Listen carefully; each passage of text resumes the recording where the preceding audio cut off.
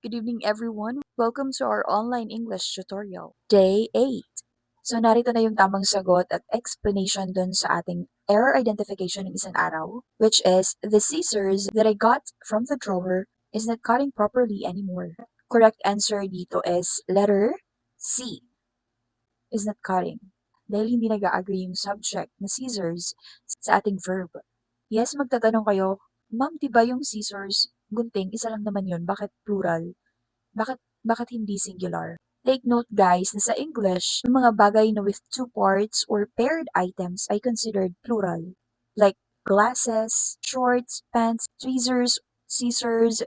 Kaya dito sa sentence na to, yung tamang sentence dapat ay, the scissors are not cutting. Example dito sa sentence ko na, these pants don't fit me anymore. Kahit isang pants lang naman yung tinutukoy ko is, still, gumamit ako ng these, which is for plural subjects. Pero tandaan din natin na itong mga items na to, pwede naman gamitin as singular, basta gagamitan natin ng word na pair, meaning isang pares lang. Like a pair of shorts, a pair of scissors. Pero kung dadagdagan mo ng S, yung word na pair is magiging plural ulit yung item. Halimbawa, these pairs of shorts are comfy.